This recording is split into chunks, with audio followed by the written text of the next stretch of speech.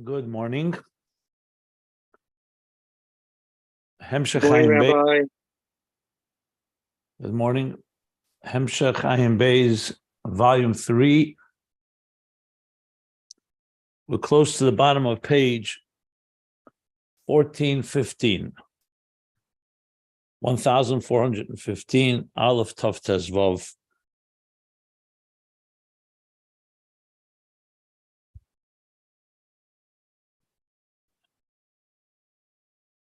So to sum up and contextualize some of what we've been learning, so the specific theme right now is explanation of the Medrash that talks about that 5 times it says in the Torah the word Hu, the Teva, in a positive note, like Avram, Hu Avraham, another 4 such expressions, and 5 times it says Lira in the negative, like Achashverosh, Hu Achashverosh, or the one that he's discussing in detail is Nimrod, Hu Nimrod. So Hu Haya, Nimrod. So the word Hu began a few pages back. The Rebbe Rashab explained Hu is Lashon Nister. Nister means it's in the third person. When you say Ata in Hebrew, it means you. When you say Hu, it means him. In other words, you're talking about someone who's not present. So what does it reflect in spiritual terms? It reflects a hidden level. So if you're speaking about God and he's present, like Mamala Kalam, divine revelation that we can experience in our personal lives, like seeing the divine energy, seeing energy in existence that sustains us. So there the word Zeh would be the right word, Zeh or Ata, you. But when you're talking about something that transcends and is concealed and is beyond us, so the word Hu is used. So in the positive sense, that's the word at the level of Keser, the superconscious state. Consciousness would not be Hu. Consciousness would be Ata or Zeh. Zeh also means this. Whereas in the Hu refers to Keser, as he said, that's Mufla, that's beyond and separate from us. And that level is revealed, and the context that's brought is that level is revealed specifically through the souls of Israel that are higher than the divine energy that manifests in existence. So the angels are called the eyes of God, and the same thing with the 70 members of the Sanhedrin, of the high court. They're called Einei Ha'eda, the eyes of the people, but that's eyes that are guiding and relating to existence. And then there's the Mufla Sheben Sanhedrin, Moshe, the 71st level, that's beyond that reflects what he called before Ishen Einei, the pupil of the eye, and that reflects that God, pupil of the eye, the higher superconscious level, and that's drawn down through the level of Hu, what he called Chachmas Tema, or all the way to the level of Atik. And where is it drawn down? That comes down into our experiencing it. So you could have vision of the eye, and that's the larger context here. That the eye is the eye sees as the vision manifests in the eye, but then there's a limited amount of vision. Then there's the core vision, which experiences the divine that's not limited and not defined in any way. And that's that higher level. What is that in Aveda?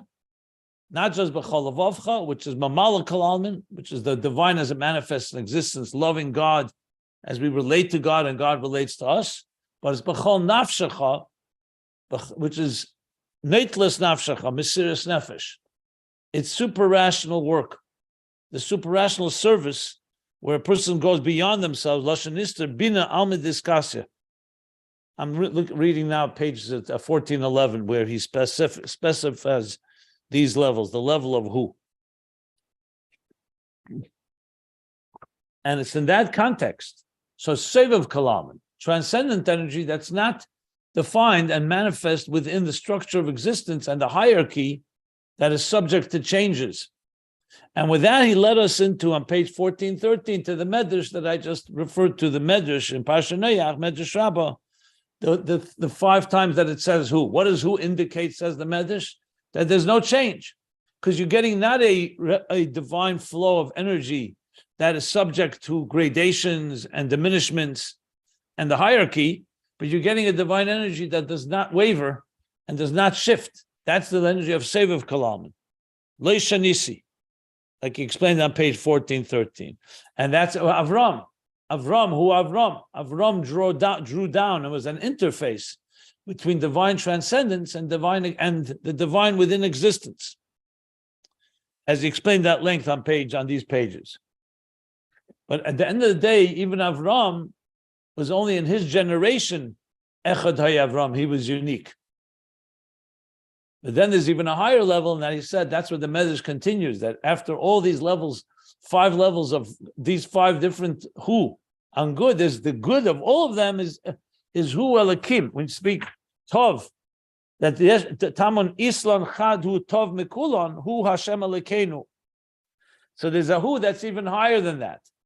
And that's the Hu Hashem Elokeinu, the Hu that refers to God, that's greater and even better, Toiv. You said there's 5 who's for the good, but the greatest of them all is God himself. And that already refers to a level that is not even higher than Avram. That is the level of the Helema Atzmi, Shmoi HaKol, the name of God as it's encompassed in the essence. And that's the ultimate level of that's revealed. That's the Chad Tov Mekulu. That's what we learned up the paragraph on page 1415. So the theme of Ayin Beis is clearly obvious here, which is the interface between that which is beyond transcendence and immanence, superconscious and conscious, Keser and the 10 spheres. And then what we began learning, which we're in the middle of, is a further deeper analysis. So what are the 5 positives and 5 negative? And seemingly the 5 negative, how do they associate with something that is transcendent? The 5 positive, you can say like Avram, and the other times it says who, like who Moshe Ba'aron is another who. And he hinted to that. So those are positive, and that's a positive experience of drawing down from the level of who, of Keser, Reimamus, Aremimcha, into Lekai HaMelech, using that language. But when you talk about the negative, what do you mean? Why is there who negative? So he's explained, because the who negative is going on the Kavas Smail. The who, Lera, is Gvura, coming from the concealments of the divine, which are also going to come from a transcendent place where God conceals himself. Because from Chesed, you can't have, Chesed is a revealed flow of the divine. Like he said, as much as it evolves, it doesn't get thick to the point that it will give energy to the negative side. Whereas Gvura gives such energy, the Hey Gvuras, the 5 Gvuras. And the first one of them is Nimrod. That's the first who. Nimrod was the king of the pagans, and he represented Hafrada v'Ischalkus, separation and division. He wanted to separate himself from God, exact opposite of Avram. Avram is Echad Avram. He drew down divine unity and revealed the divine in existence. Nimrod is the exact opposite. So even though there was unity among these collaborators, but it was what they defied God, as explained in the parentheses. And also, it's not true unity, because at the end of the day, when people come together for their own selfish purposes, end of the day, it's not one Ratzon. They're not united. They're united right now. They're united because they all want the same things, and it serves their interest. But it's not true unity, as he explained in the parentheses. So where's the root, the power of a Nimrod, of someone to be able to achieve such strength, be able to build a tower? So he says, Sheish is from the level of who, because who has another side to it. On one end, it's transcendent and beyond existence. But because of that, it has a certain aloofness and almost an indifference that God's so-called infinite patience will allow at times for a negative force to glean energy. So from the Makif comes the powers at times to the negative side as well. It's not ultimately the case, because we'll learn the Pnimius HaMakif is not that way. But in the Chetzenis HaMakif, when the king, so to speak, is not paying attention to every detail, which is Mamala Kalam, and the divine within existence, so that divine transcendent state, to use the words, Mebchinas Hu and Mebchinas Kama Erech HaPayim Lefonov. Look how much Erech HaPayim means patience. This is the level of Hu. And that's why he would say, V'hu Rachem Yechaper. That he, the Hu, the level of Hu, is compassionate. That level forgives. Because he's talking about a situation, like he brings in the next parentheses, I'm reading on page 1415. Vayeftuhu b'fihem v'yafatuhu b'fihem u'b'lshen yechazevu, which means they only paid lip service and they're, so to speak, beguiling and you could say deceiving God with their words. Not that they actually deceive him, but in other words, they're not sincere. And v'hu rachem yechaper, nevertheless, he forgives them without tshuva. Why? Because it's coming from a level of Hu, and a level of Hu is somewhat above the discretion and the distinction that the level of Ata or revelation would have. However, you can imagine that's not because he's giving them direct energy. He's giving them an energy that's coming indirectly, which is called Nefila V'Shvira.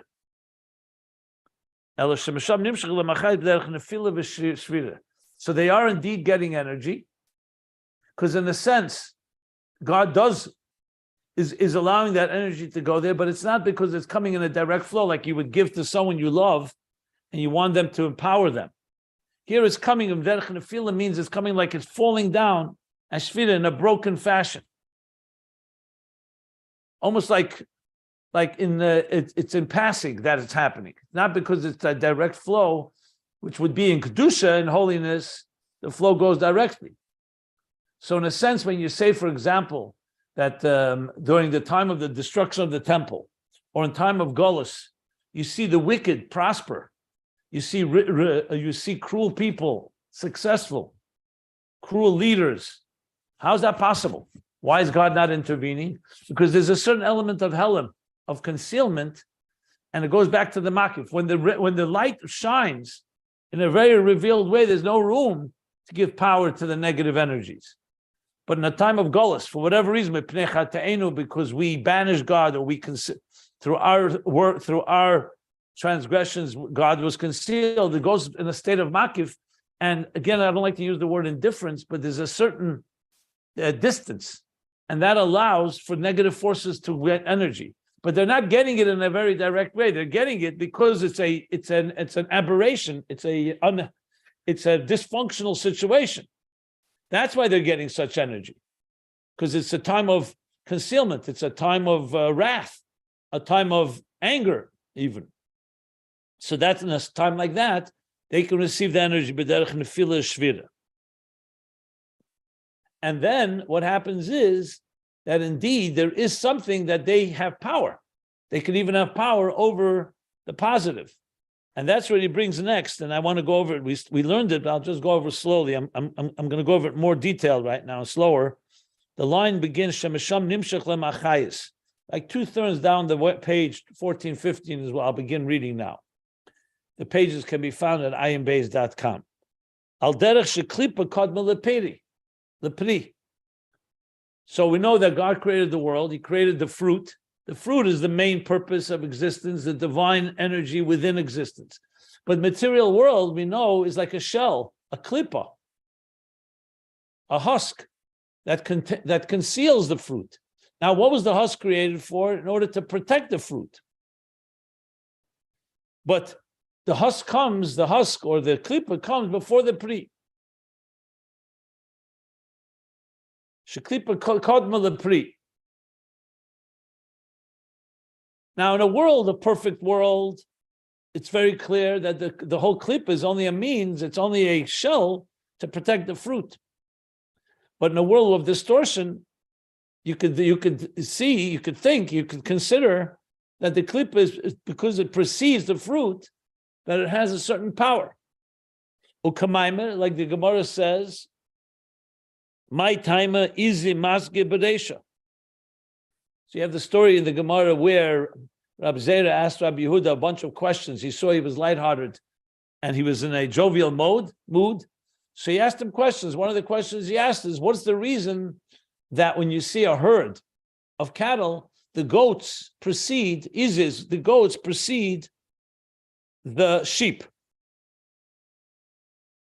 And he answered, because that's the way the world was created. First come the dark, then first came darkness, Vahi Erev. First was darkness, Vahi Beker, then came the morning. The goats are primarily dark-haired. The sheep are light-skinned or light-haired. And therefore the dark comes before the light. That's how he answers. So what do you see from this? That even though the kavana is gilui, light, but the dark precedes it. And therefore, in a distorted situation, a dysfunctional situation, it has a power. But it's coming in the form of nefila shvira. That's because there's a distortion.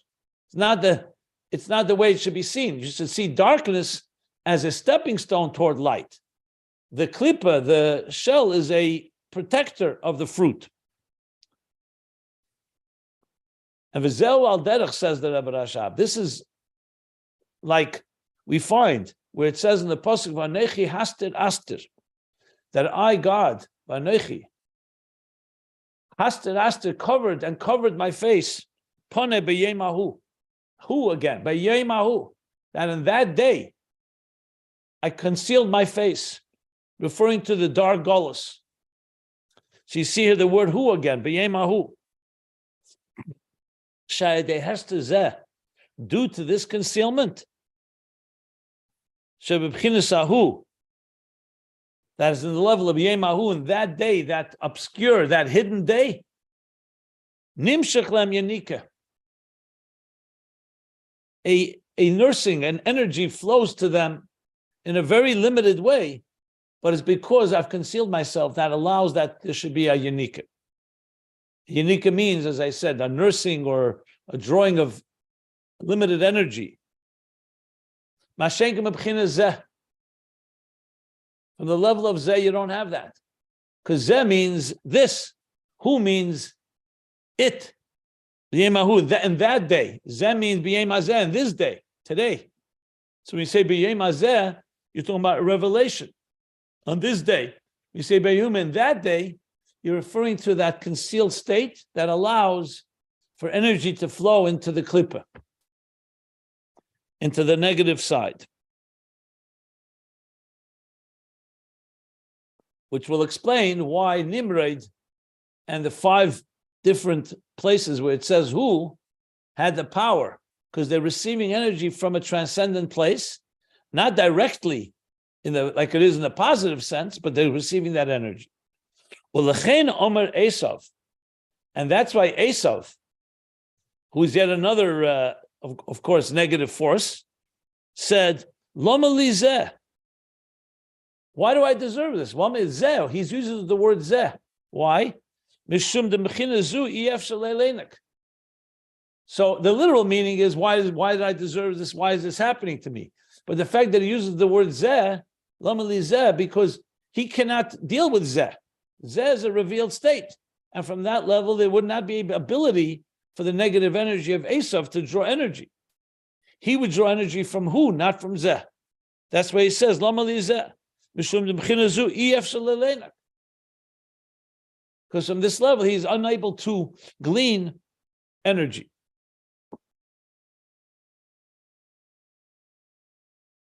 And the Rebbe Rashab continues in showing how Hu plays such a key role in so many of the verses and stories in the Torah. This is similar to what Pare said. In Benhu, what did Pare say when he heard from his stargazers that a man will rise and become the redeemer of the Jewish people? He said, in Benhu, so then any child, anyone in Benhu, when the Jews give birth and it's a child, it's a male boy, in Benhu, and he used the word Hu. If it will be a ben, you throw him into the river Nile, so that will avoid the boy to grow up to become the redeemer of the Jews. And explained elsewhere, Mishum, Shezeh Gili Eir,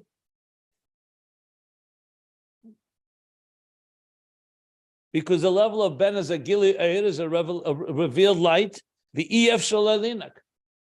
And from that he cannot draw energy. And additionally, the level of Ben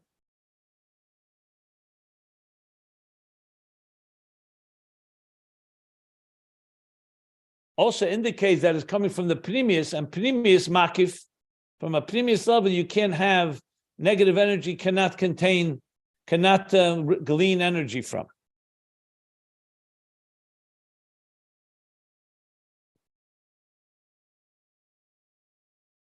I want to look it up where that Mokamacher is, but this is what he says. And I'm sure it says in Ben Hu.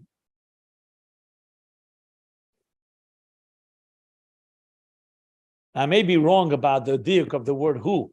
It just to me jumped out. It could mean that in the parentheses he's only speaking about why Pari was concerned about a ben, because the ben is a level of gilui, and he cannot, like a level of zet. But that's why I want to look it up, what it says in the Maimarim that talk about this. So for now, we'll suffice with saying that. Okay. So now he goes back to Nimrod. Nimrod was the king of the pagans, the person who initiated, led the way to separate from the divine. Where did he get his energy from? He's getting it from a level of Hu. So now he says, Ve'ef shalemer, and we can say, Shezeo shekoser b'Nimrod gibor tzayid lifnei havaya. And this is what it says by Nimrod, gibor tzayid, he was a powerful hunter before God, lifnei havaya. So what's lifnei havaya coming to say? What does it mean before God? So he's going to say lifnei havaya dafke, meaning al derech im tagbi kenesher linok mebchinas de kamei chashech ke'era. Okay. Lifnei havaya, he's interpreting, it means that he's going up above havaya. Havaya, the revelation of the Shem Havaya, would never allow for a Nimrod to be able to have any power. But Lifnei Havaya means he's going up to the level of Lifnei, before, like the level of Hu, that is a transcendent state.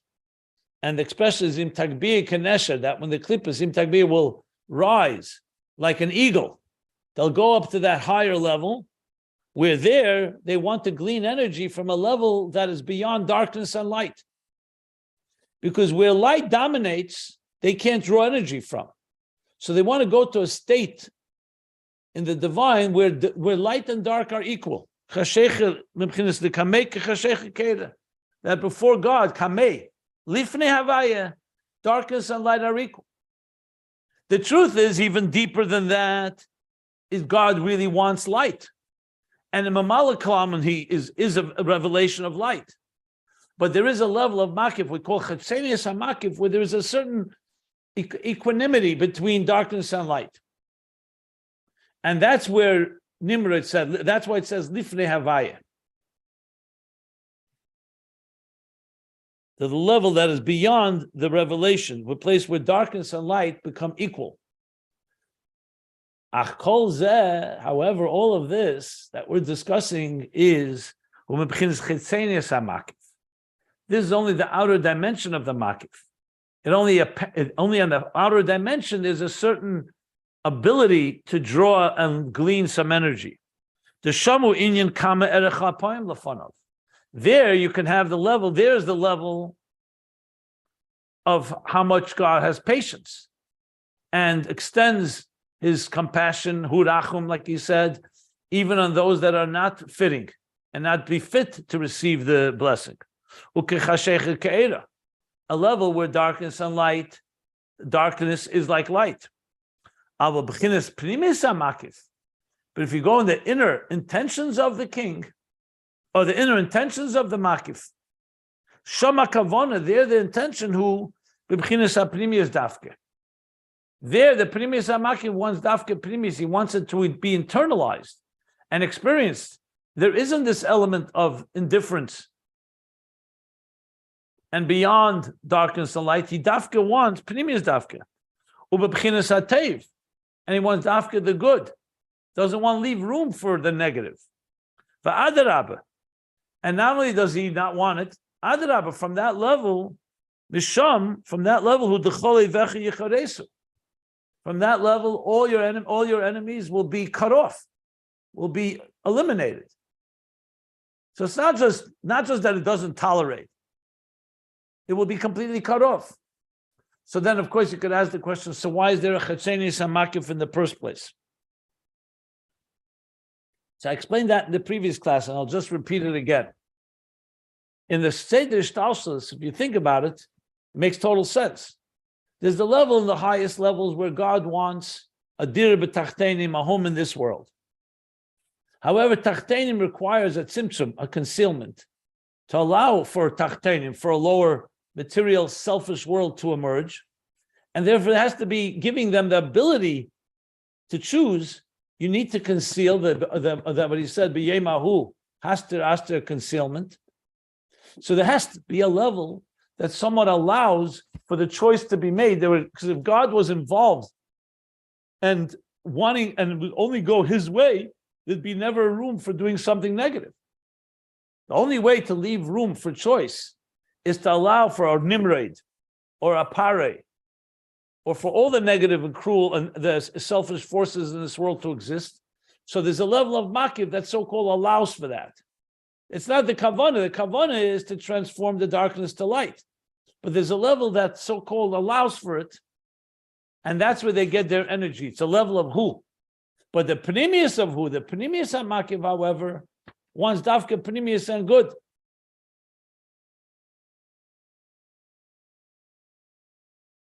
V'zehu, and this is the meaning, v'oyev, es Yaakov dafka. So the pasuk says, ach Esau liYaakov. Esau was a brother with Yaakov. They were twin brothers.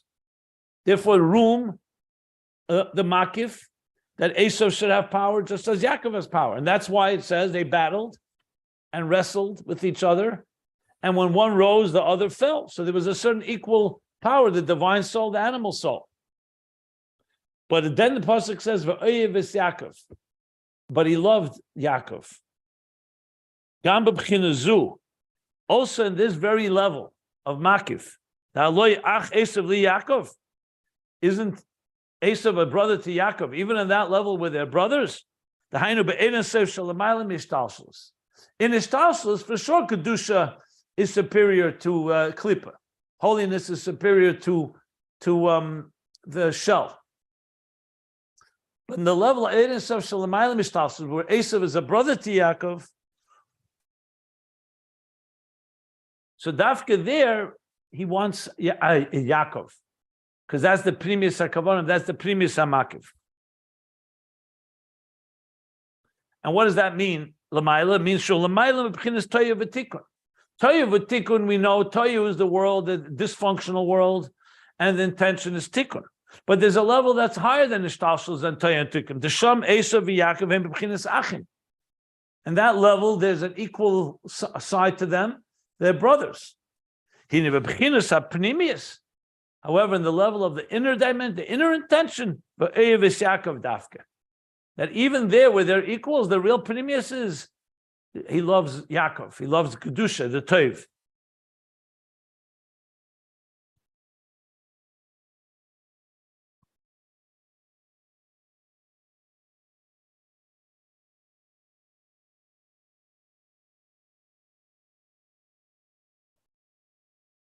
So basically, so far we've established that Hu has two dimensions to it.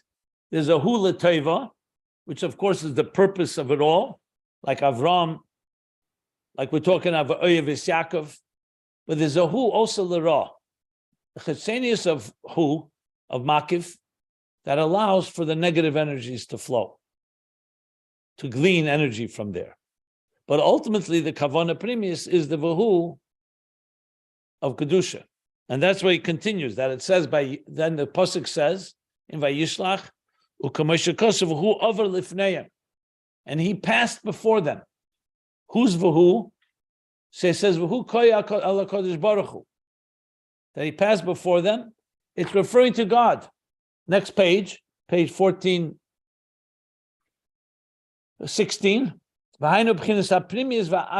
It's referring to the inner and core dimension. The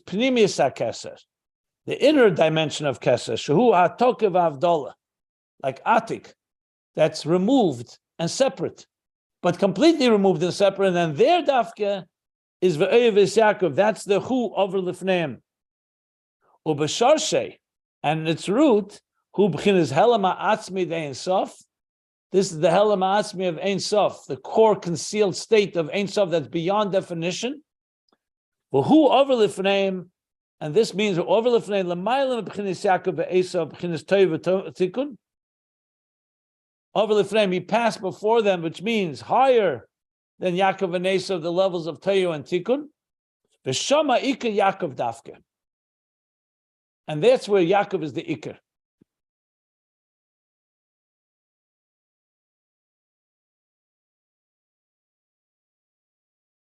So I'll stop here now if anybody wants to ask anything, because he's going to now tie together a lot of different points he was making till now.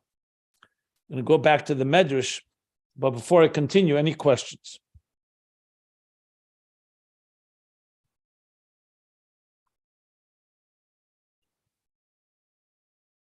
Oh, okay. I just want to see one thing. I just want to look up one thing, please.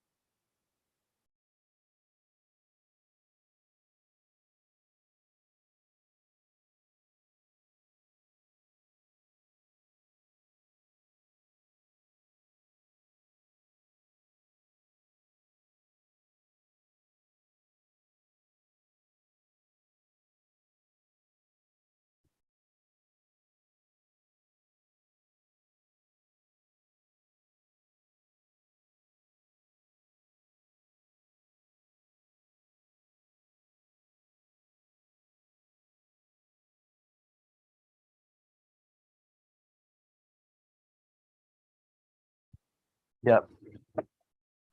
So let me explain a bit more what we just learned, because I just want to look that up. In the verse, Vahu, over Lifneim, initially, it's simple interpretation. It's not talking about God. It's talking about Esau. And that's why it says Vahu on Esau as well. I just want to bring the Medrash here a minute. Just give me 1 second.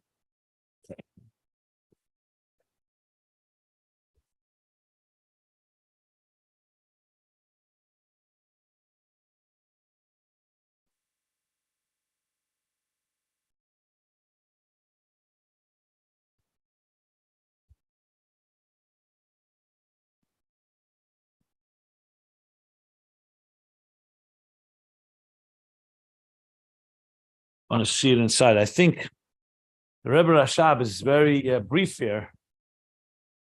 And actually what he's teaching here is based on a mimer from the Tzemach Tzedek and Eira Teira. That's what I was looking up. So I just want to see it inside the Medrash. I think, even though he spoke first about the Hu, goes on Esau, I'm almost sure. Give me a second here.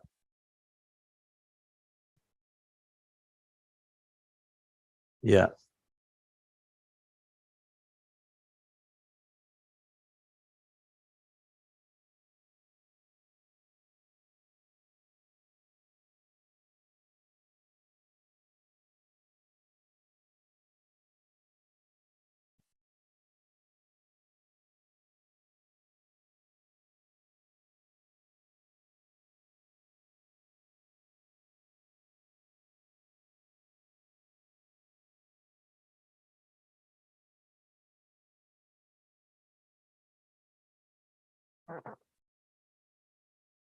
Yeah, just for the record, this may be helpful. The 5 times that it says who in the negative is the first one is Nimrod, who are you gibber tzayid lefnei Hashem, like we just learned. He was a powerful and mighty hunter before God. The second is who Esau, Avi Adam, who Esau. So we see Esau also has that level because like the brother to Yaakov, and there's a certain equality. But then who over of lifneihem, that God passes through them, and that's even a higher level where Yaakov is beloved. The next 3 are Hu Dosan Va'aviram, Hu HaMelech Achaz, and the king Achaz, and Hu Achashverosh. That's the 5 times that it says in the negative. The 5 times in the positive is Avram, Hu Avram, which we learned, Hu Moshe Va'Aaron, right? Hu Aaron V'Moshe, Hu Yechezkiyahu, and Hu Ezra Olam Mebavel. So there you have the 5. He doesn't talk about all of them, but I think it's helpful because now we understand why he's making Esau, because there's also a who. But that's the who in the negative side, that he's getting energy from the chitzenius, the outer dimension of Makif. And who over lifneim is saying that ultimately, he actually brings it, Tzemach Tzedek brings, that when you create something, let's say you create a building, so first comes the building and then come the people that live in the building. But Seif Ma'aseh b'machshavat tchila, what did God really want? He wanted the people in the building. Didn't want just the building. Even though you first comes the klippa, the shell, then comes the fruit. The kavanah is the fruit. But on a certain level, the makif allows, the containers of makif allows the shell to be created. So that's why Esau was born first. He came out first, but the kavanah was Yaakov. Because in the level of the Chachenis HaMakiv, there's a certain equality. But ultimately, the purpose is the Pnimius HaKavana, like we learned from the level of Pnimius HaKeser and Atik, is Dafke, the Kedusha, the Teiv.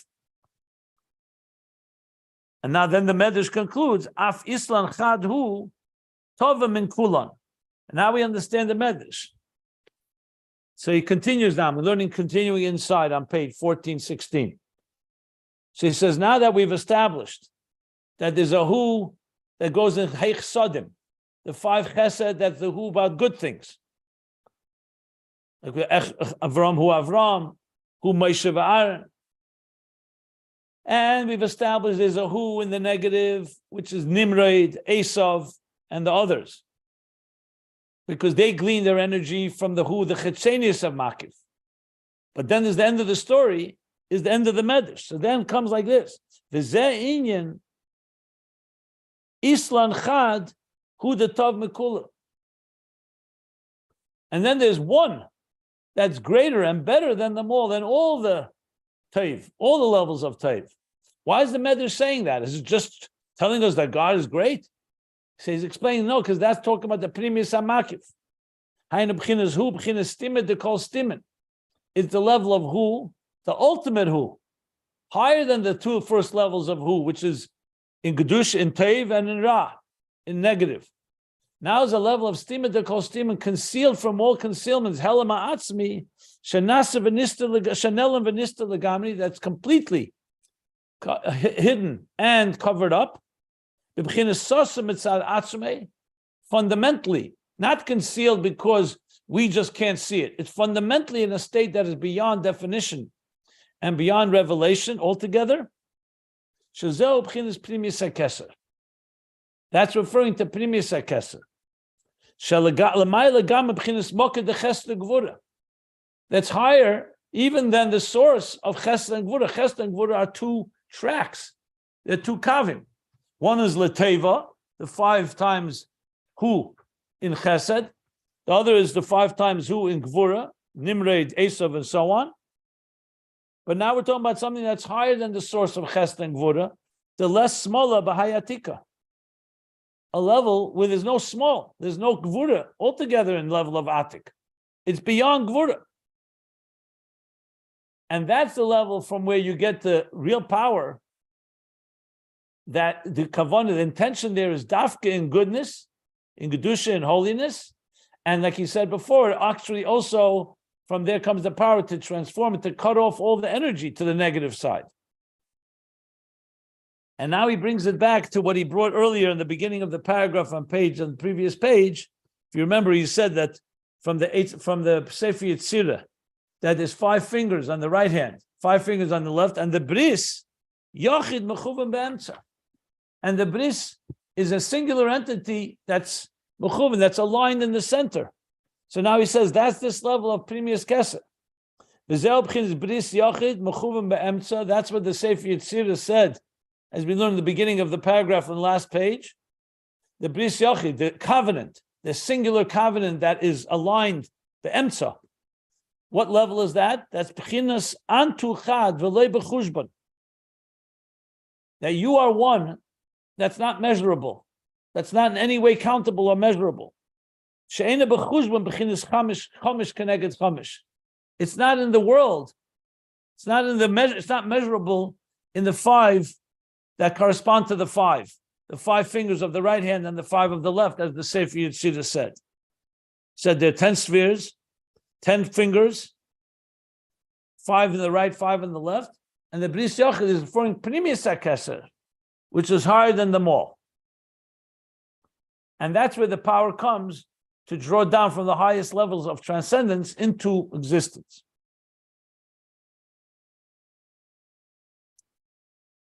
Let me stop again if there are any questions.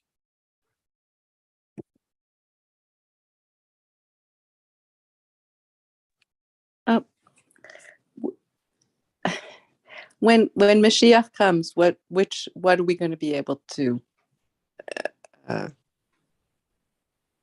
and perceive? Which part of all this is going to be apparent to us, please? Well, let me begin a little earlier than that. Throughout the thousands of years of our struggles in life, with darkness, with evil, with these oppressors, including Nimrod and Esau. Remember, they're archetypes that represent all the what shall we say, the tyrants throughout history, including Hitler and so on.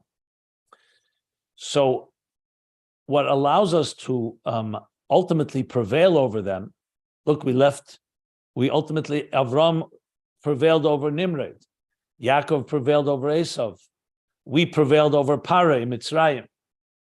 And we're still here is because we're accessing these higher levels of transcendence that allow us to get through it all. But it's still a dark world. And we still have to contend with it. And we have also been hurt by it. No one's suggesting it was easy. But ultimately, the purpose of existence is to transform all these forces. So to transform Tachtenim in the lowest worlds and all these dark forces, you have to access a level that's beyond darkness and light. So in effect, you can say like this. In a time of revelation where there's, let's say, holiness revealed, so then it's Mamala Kalam, the divine energy that is revealed, and we access it. But then there's times of concealment where then there's a room and ability for negative forces to come into play.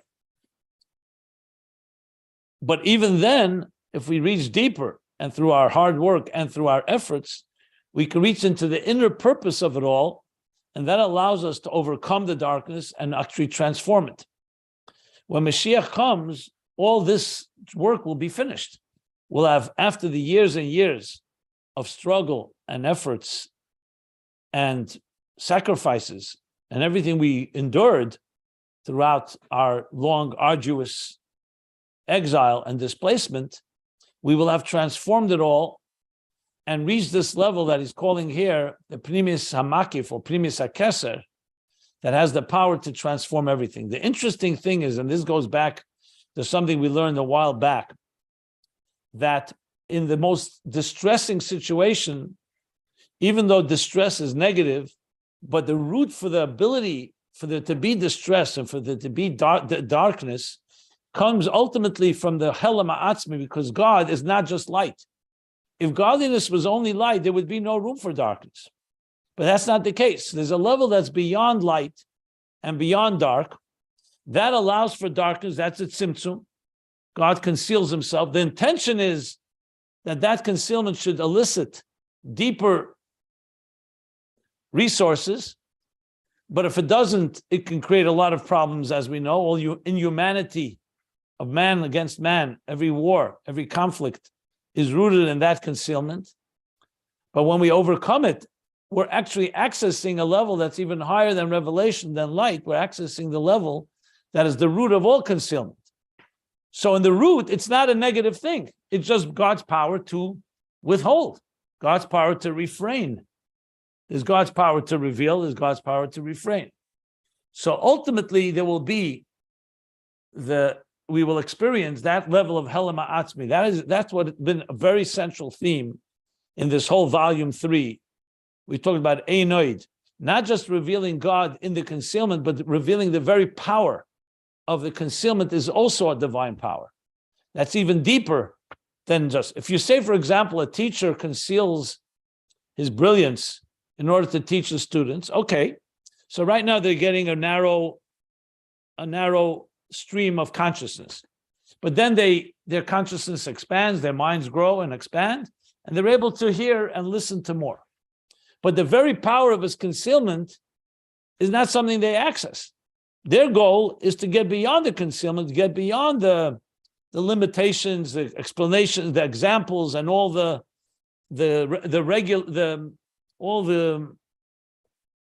forces that regulate the flow. But then there's something deeper that you actually get into the very heart of the power of concealment, and that too reveals a divine aspect. And that's what we learned earlier, that we say in the verse, "V'yadaita hayom," you shall know today.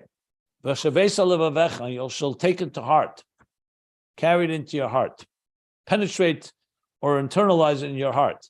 Ki havayu alakim, that Havai, the transcendent divine, is one with Alakim, with the divine within existence, within the concealment. B'shamayim imal, v'l'aretz mitachas, on the highest levels, and all the way down below, as he explained what that meant earlier.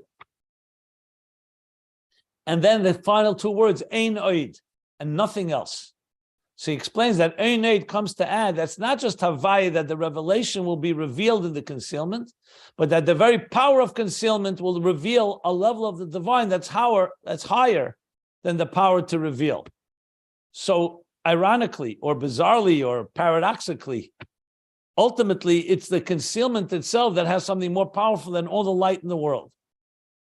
And that's what ultimately will be revealed. But it will be expressed and experienced when Mashiach comes. And that comes, however, not as a side, it's a direct result of all our work through these difficult times, through all these darkness, and ultimately revealing and discovering that deeper essential concealment that he calls Helam Ha'atzmi. Okay? Yes, thank you. That was in Chayenu, the Vidata thing this past week, just specifically talking about that verse. From what? Where was it from? What was the source? I have to go back and look and see. It was from I think it was from the Rebbe Rashab, but I'll go back and look and I'll let you know. Thank you. Okay. And so this is also why, Hashem we should take the suffering that we are encountering as some sort of pathway to accessing that level, or not that level, but getting closer to it. Is that a way to understand it, or no? When did you join the class? I'm sorry. I'm going to keep quiet. I mean, I just No. That's not silence. I just wanted to know when you began. When did you? What subject? I mean, it was about in the 1360, 1370 page, around there. Okay. Yeah. So what you're asking about was discussed pretty much at length in earlier pages, where you discussed at length the suffering of life. Okay. Can I go learn it? I'm sorry. No, it's definitely, we learned it. It's all recorded. I'll just say briefly, I will bring it because it is relevant to our discussion. But there he spoke about how, look, we never justify, and we're not looking to explain away suffering. We can only say how suffering is possible, but not explain why, because God could always do it a different way. But once a person has gone through suffering and through pain and through darkness, you could discover a deeper truth and deeper divine revelations through that. That's the bottom line. And that essentially only happens in this world. In Gan Eden, in paradise, in the higher spiritual worlds, there is no suffering and there is no darkness the way we experience it here. So after the fact, we understand that the whole purpose of concealment was in order to bring deeper revelation. But if it's I have in the Torah Meaning for Life, the chapter on good and evil that describes how evil came into being, talks a lot about this, that it's a misunderstood concealment, that people did not understand God's concealment was in order, it's like the father hiding from the child in order to elicit the child's ingenuity to find the father. But instead, the child gives up looking because the father concealed himself so well. So suddenly now the concealment will become a distortion to the point that it can be completely misunderstood and therefore ultimately lead, oh, there's no one around. Father is gone. Concealed, we can do whatever we like. But ultimately, the real purpose of it was to reveal something deeper. So when we go through that process, we reveal this Helam Ha'atzmi is talking about, this fundamental power of divine concealment. Because remember, ultimately, the mystery of existence is far more deeper appreciated in the concealment than the revelation. Revelation, you would see godly beauty and love and kindness and generosity and unity, which is unbelievable. That's the purpose of it all. But it is in God's concealment that you see deeper levels of divine essence that you will not see in beauty and in revelation. It's like this, in that concealment itself, there are powers that are much, much deeper. And what God wanted was us to connect not just to his light, but also to his essence. And essence really defies revelation and concealment for that matter. That's why darkness and light are equal there. But the intention is not that it should remain dark. The intention is that itself should be experienced by us. And I can elaborate more, but that's in a nutshell. And the previous pages back, I refer you to the pages where he talks about it at length. Basically, it's really at length. A lot is discussed on it. But the real punchline comes when he talks about the three different ways of sweetening severities. And ultimately, the ultimate is the transforming of severities. On page 1325, really, is the main place where it discusses it. And this really goes for a while. And then the main place is when he concludes. And he says, when he goes back, page 1346, he talks about Einoid. That's really when he ties it all together. But you have to go through all those pages to really understand it fully. Yeah. Thank you, Rabbi. Thank you. Any other questions?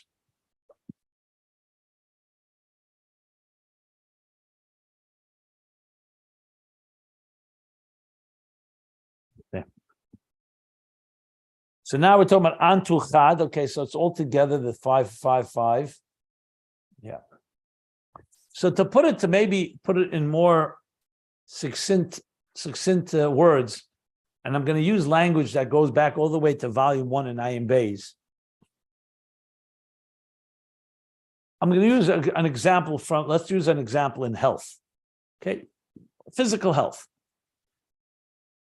So, with God's blessing, a new child is born. A healthy new child is born. You look at a new child, we're all marvel at its perfection. Everything is working smoothly, seamlessly. The breathing, the heaving of the chest up and down, the circulation. You have a perfect machine. It has not yet absorbed any of the pollutants and toxins of this world. And I mean that both physically and emotionally and psychologically. So you have everything, body and soul are completely aligned. Then things happen. Not necessarily, not even talking about deliberate. Let's talk just natural. Just like freshly fallen snow, when it falls to the ground, it's beautifully white, pure white. But then we start walking on it. We start trotting on it. And what happens? It starts darkening, starts hardening. So life begins to have an effect, even on the healthiest child. If you add into the equation the things that are man-made, you could say the different emissions that come from our industrialized world, the different behaviors, the different damaging effects from diet, hygiene, or other things. So it begins taking its toll.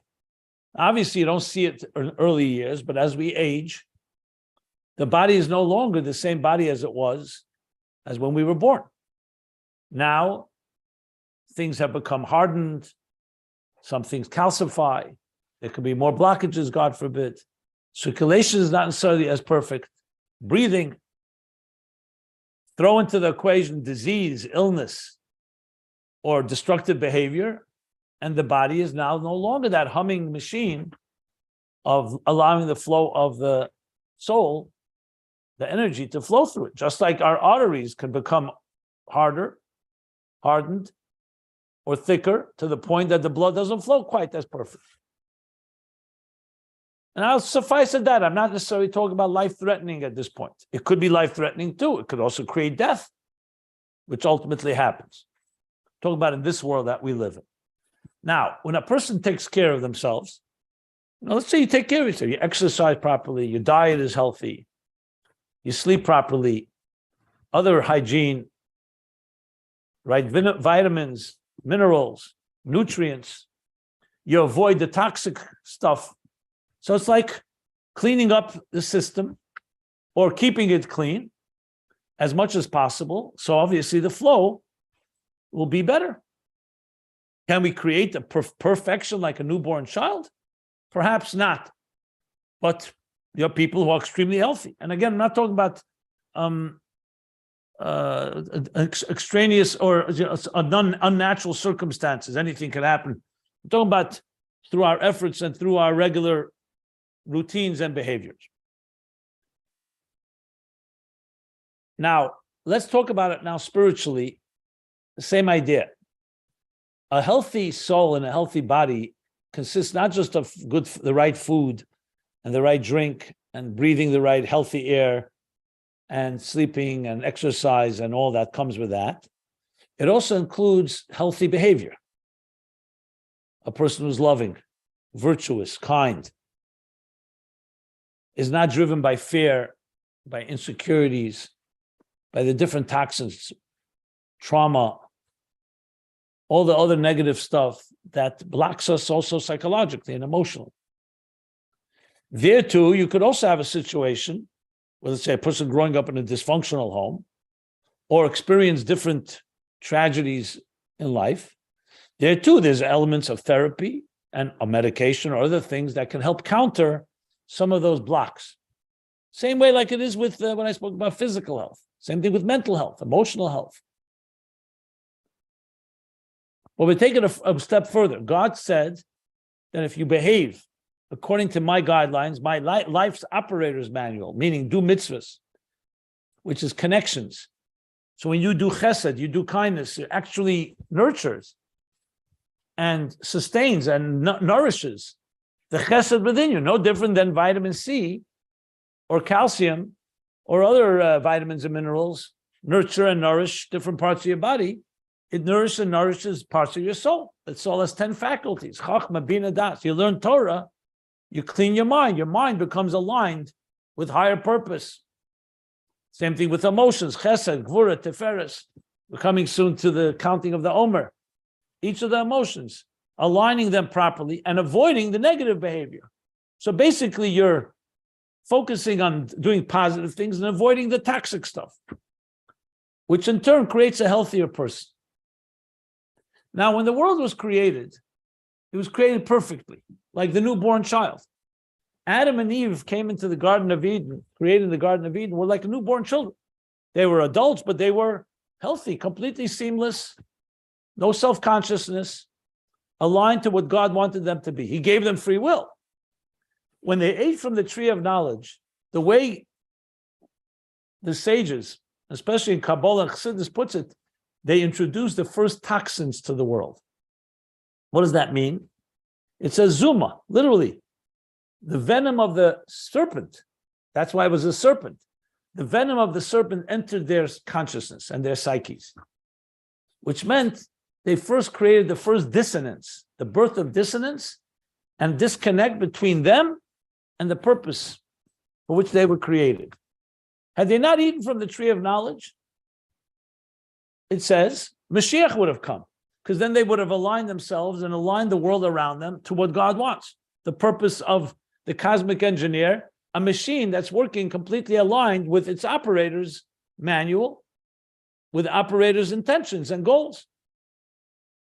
But eating from the tree of knowledge introduced into the world a concealment, a blockage, a toxic sense where there is now a dissonance between you and the divine, between the person and the divine. That's why God says to Adam, Ayeko, where are you?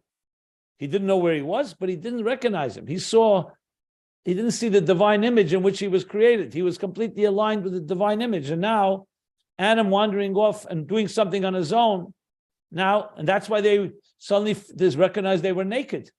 A newborn child doesn't have any consciousness about sexuality.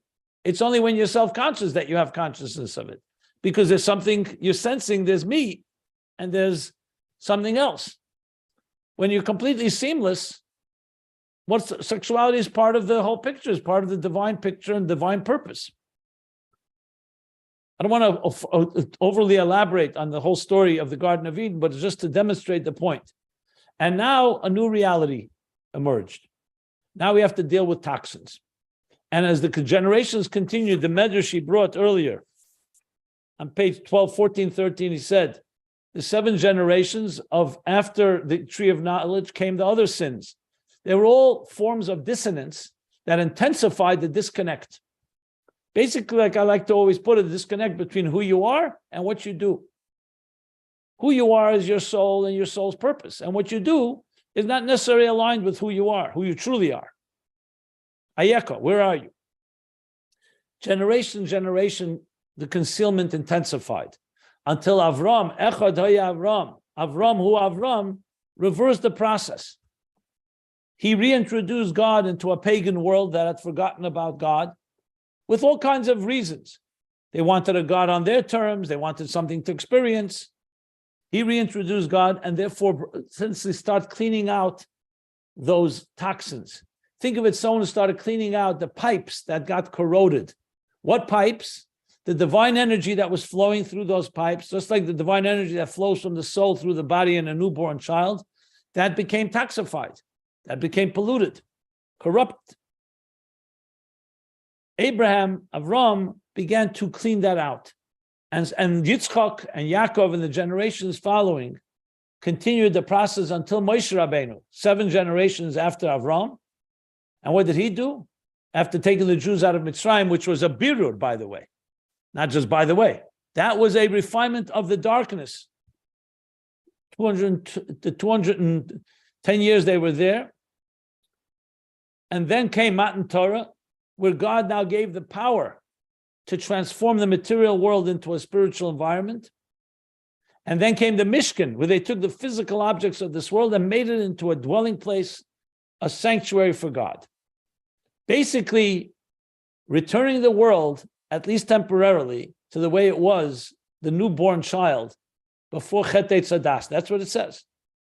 The Gemara says, Posku Zumasan, by Matan Torah, the Zuma, the Tuma, the toxins, impurities ceased. So they cleaned it all up. But then came the Chet Egel. They built the golden calf, and it says, Chazra Zumasan. The toxins returned. Differently, because now with Matan Torah and the Mishkan, we now have the power to transform. But then began the hard work of the thousands of years later, where we are now. talking about 3,335 years since Sinai, since they left Egypt.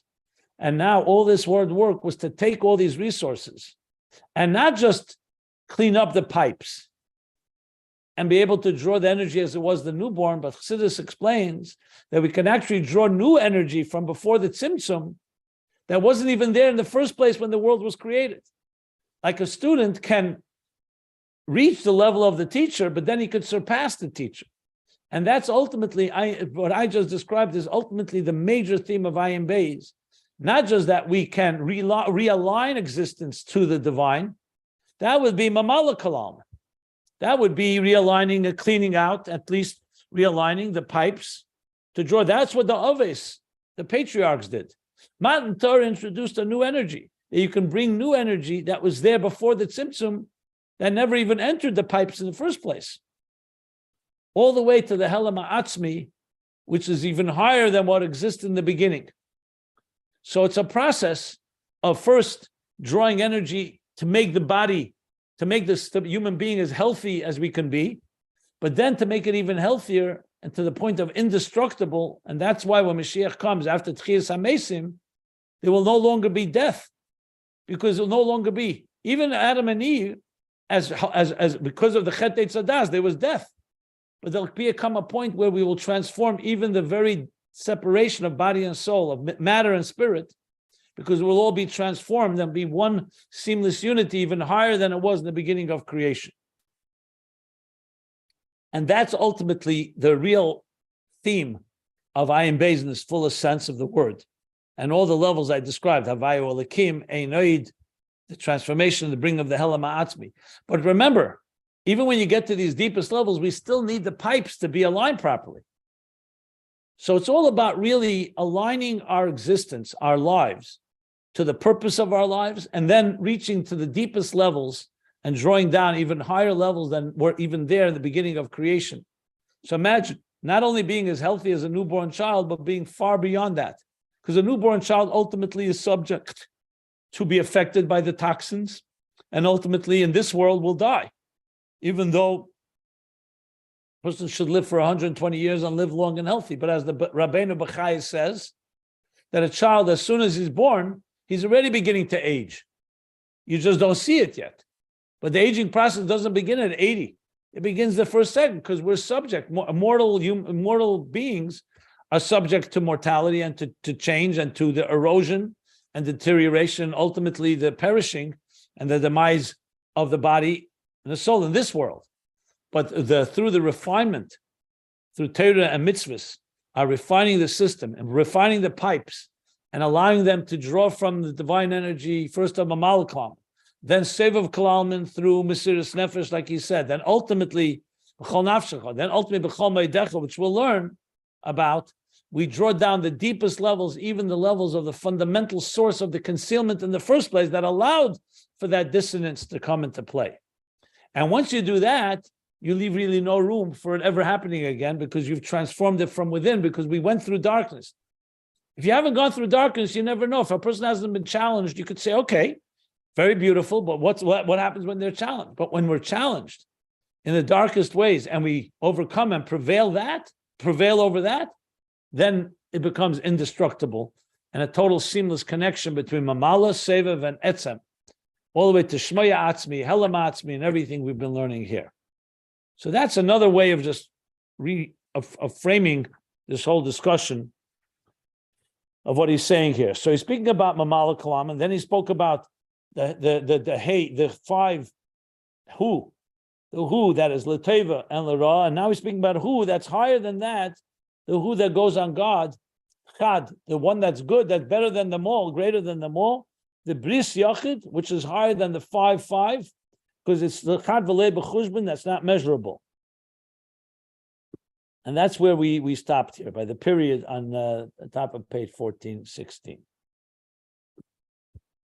I hope that was helpful.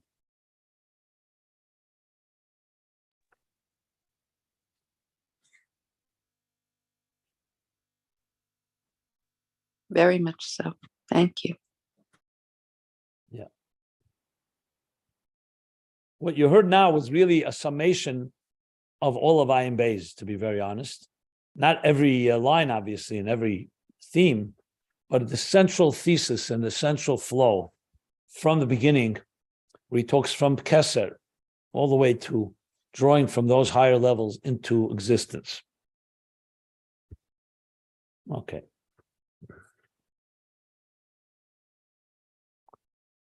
Should we continue on a bit more?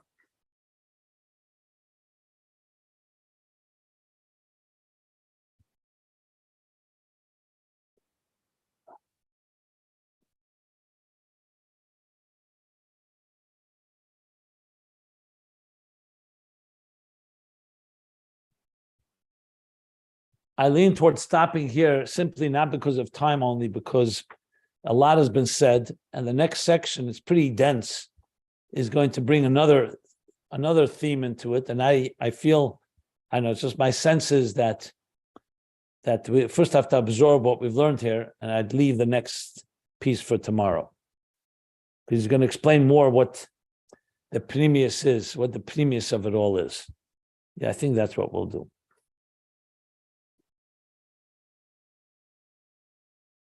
Okay, so I'll stop here by the line She'ena b'chesh b'chinas chomish connected chomish, page 1416, and we'll continue tomorrow. Yeah.